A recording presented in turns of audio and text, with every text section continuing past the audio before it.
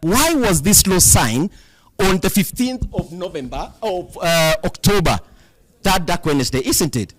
Now, what had happened is, it was the 14th day. You can actually hold of it.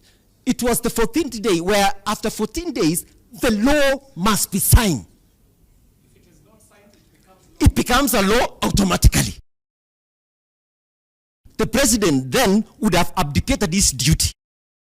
Realized it was very early in the morning, and the president had even called Akina Daud and all the others who had given the 8 bills. Actually, there were 8 bills, right? The others are very good bills. So those 8 bills were to be signed that early morning at around 7:30. That was the agreement. In fact, it delayed kidogo maybe around 7:45. What did the president do? Just put a signature. Simple as that. Siasa inanishindaga kuongea kama mbunge nikiwa nao watu hapa.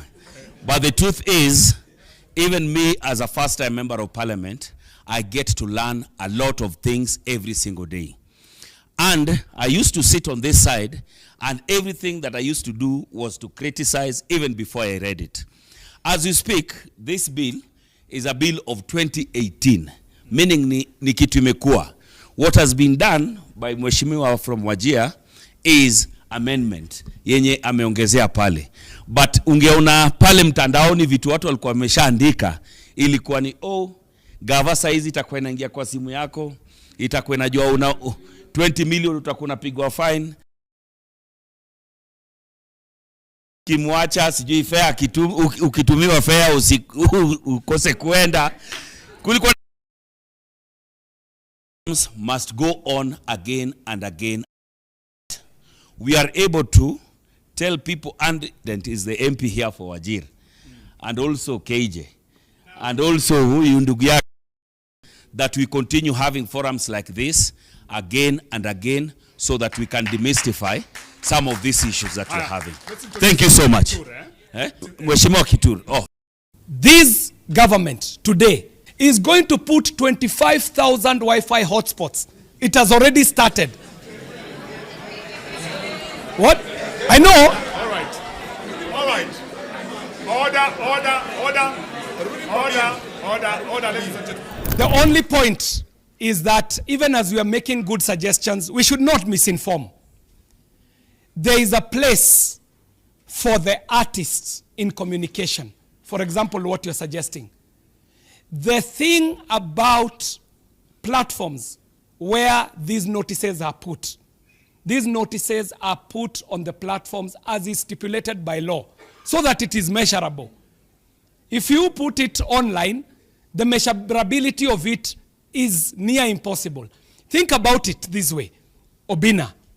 The platforms that we are using to stream this event live, yes, chances are none of those platforms is built by Kenyans. Those platforms are not our own. I will not name them by name.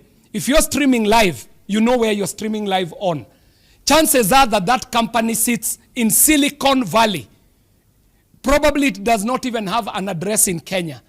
So that the law looks at how are we able to prove that you announced what you announced. If you announced it on a platform you do not know, kesho izimwe, mutaprove aje you have announced. So the law, as it sits today, provides that before you pass a law, there should be public participation. To call people for the public participation, the law stipulates where it should be advertised. And that's what Parliament did. The idea that Jesse gives is a great idea. Let me add on top of that. This government today is building 100,000 kilometers of new fiber. Is going to build a digital innovation hub in every ward, 1,450 digital innovation hubs. Is going to put 25,000 Wi-Fi hotspots. It has already started.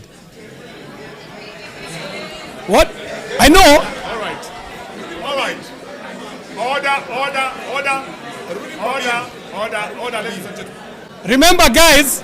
All right. Remember. Okay. Remember you are many and I am alone. If we are to have a decent conversation, lazima tusikizane. Nikasema hivi, for There are fiber. You can go and check where we are at, because it is an installation that is already happening. You might have an opinion that it is happening. The fact that you do not know it is happening does not know it is. You should have been asking me, where do I get information?